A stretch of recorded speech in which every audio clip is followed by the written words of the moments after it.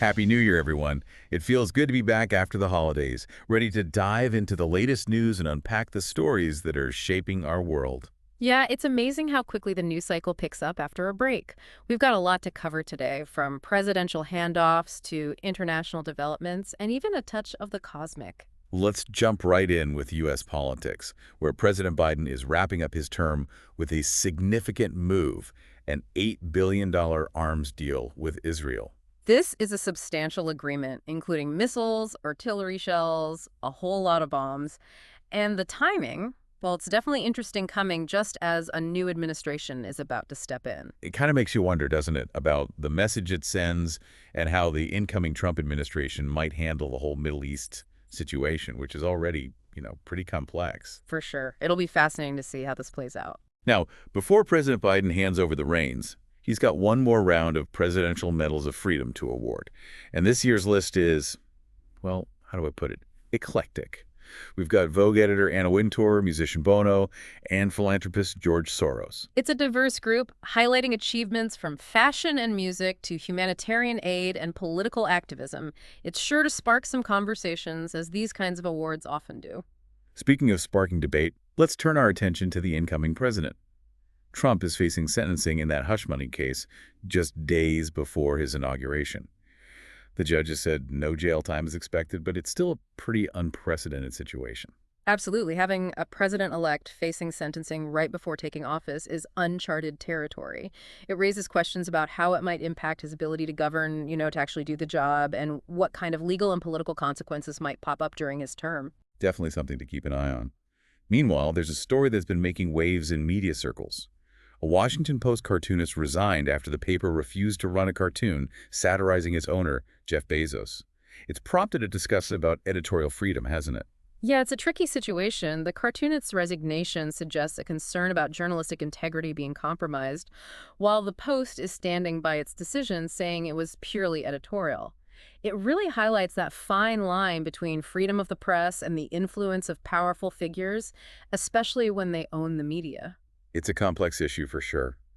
On a more somber note, the nation is preparing to bid farewell to former President Jimmy Carter with a state funeral. It's a time to reflect on his legacy, even years after he left office. Carter's legacy is a rich one, marked by his focus on human rights, his efforts in peace negotiations, and his tireless humanitarian work even after leaving the White House. A state funeral, with all its traditions and with leaders from around the world attending, it becomes a national moment of reflection and remembrance for a leader who definitely left a mark on the world. Shifting gears now, let's look beyond U.S. borders. Austria's political scene is a bit shaky right now, with the chancellor stepping down after those coalition talks fell apart. The far-right Freedom Party had a big win in the last election, but other parties are reluctant to work with them. What are the chances of this political deadlock getting resolved? This situation really underscores the challenges democracies face when dealing with the rise of far-right parties. Other parties are in a tough spot. Do they compromise their values to form a government or risk more instability by refusing to cooperate? There are no easy answers, and it could mean a long period of uncertainty or even another election. In a story that's captured global attention, an Indian nurse on death row in Yemen is hoping for a pardon from the victim's family.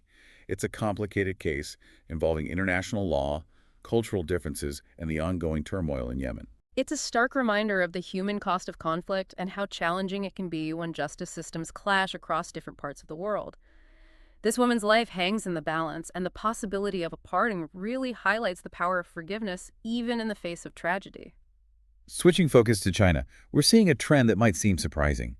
Highly educated young people are taking jobs that they're overqualified for. We're talking about people with master's degrees waiting tables and PhD graduates applying for positions as auxiliary police officers. Why is this happening? It's a mix of things. China's education system has produced a surplus of graduates in certain fields, and at the same time, the economy has slowed down. This has resulted in a very competitive job market where young people are having to adjust their career expectations and adapt to this new economic reality. It makes you think about the value of higher education in today's ever-changing global economy.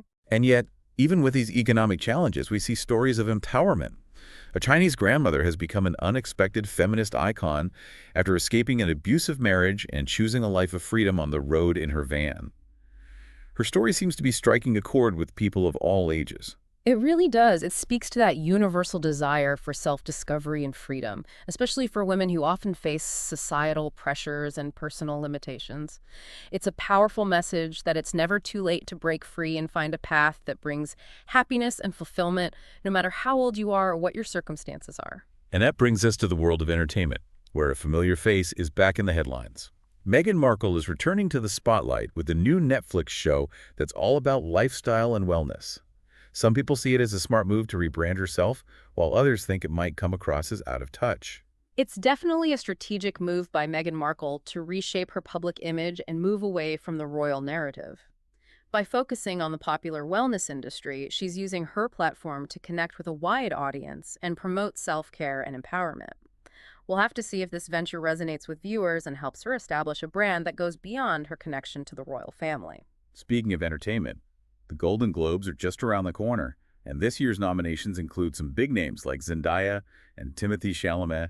It's always a highly anticipated event, kicking off awards season and often setting the stage for the Oscars. The Golden Globes hold a special place in the entertainment world.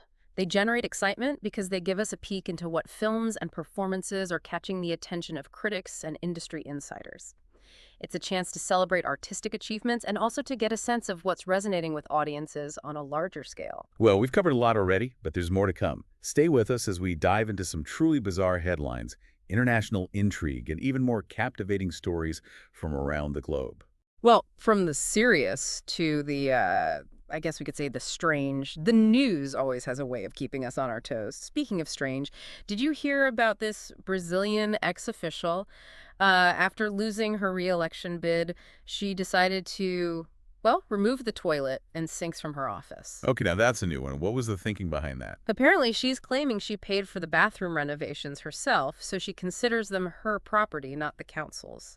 Left her successor in a bit of a predicament, though. You can say that again. Talk about leaving a lasting impression. Yeah, not sure it's the one she was hoping for, though. Okay, so from bathrooms to the South Pole, Chile's president made history as the first leader from the Americas to visit. What's the significance of that? It's a power move for sure. Reaffirms Chile's territorial claims in Antarctica and positions them as a leader in research, especially climate change research. It's gotten a lot of attention, that's for sure, and really signals Chile's ambitions in the region. So they're staking their claim, literally. You could say that. Now, speaking of making moves, Meghan Markle is back on the scene with her new Netflix show, all about lifestyle and wellness. It's a bit of a gamble, wouldn't you say? Definitely a way to shift the narrative. Exactly. It's a way to control her own story, move away from the royal drama, and tap into this, massive wellness industry. Self-care, empowerment, it's all very on brand. We'll see if it pays off.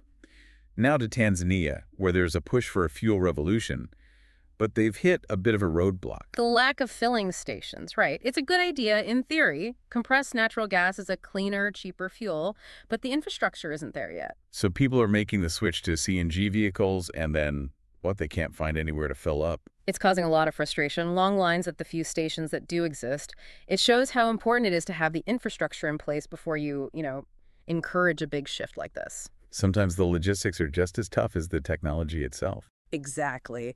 Speaking of things that are tough, let's talk about the Golden Globes. The nominations are out. Zendaya, Timothée Chalamet, some big names in the mix. The Golden Globes always get people talking.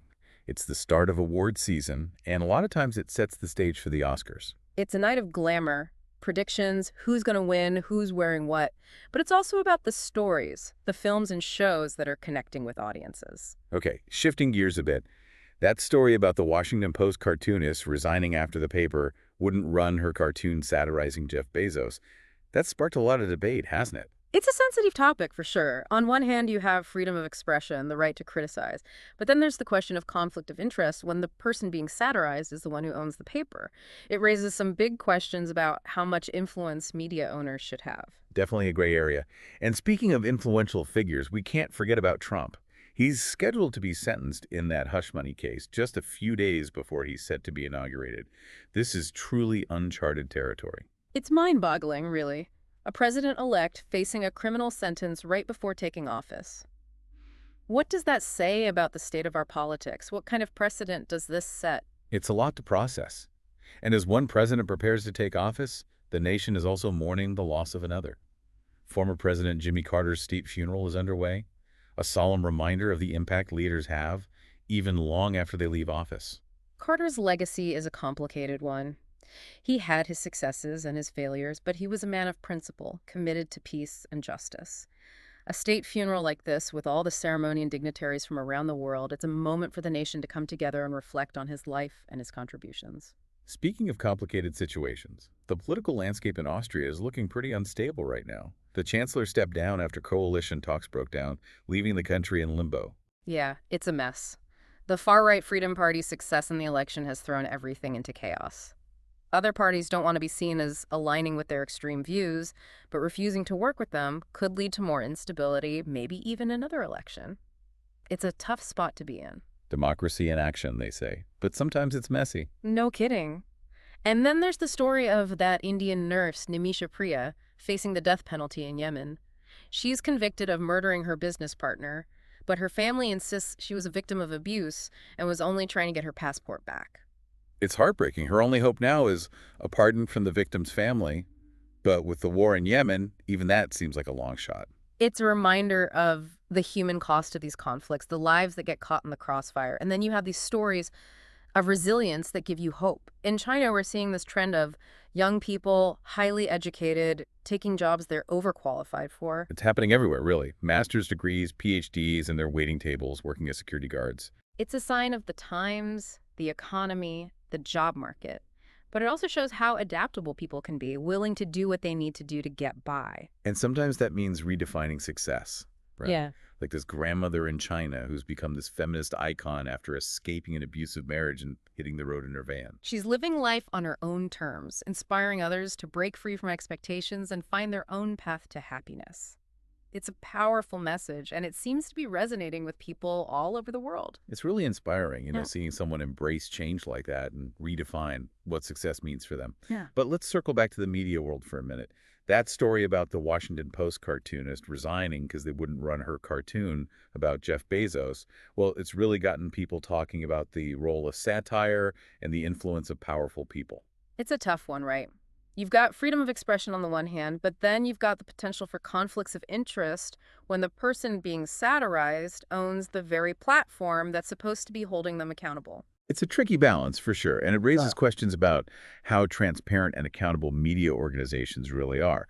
But on a lighter note, how about that Venus and Crescent moon alignment the other night? I don't know about you, but I was mesmerized. Oh, it was stunning. A real reminder of how amazing the universe is.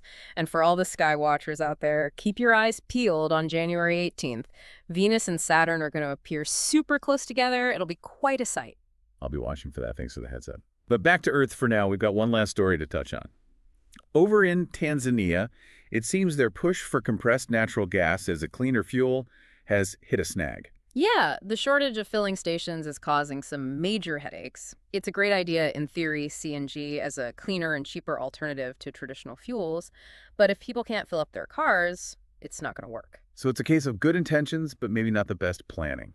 It's a good lesson that sometimes the logistics can be just as challenging as the technology itself. You have to think about the whole picture. Well, that brings us to the end of our news roundup for today. We've covered a lot of ground, from politics and social change to the wonders of space and the challenges of progress. It's been quite a journey, and I hope everyone listening has found it informative and maybe even a little thought-provoking. We always appreciate you joining us for these deep dives into the news. Remember, stay curious, stay engaged, and we'll see you next time.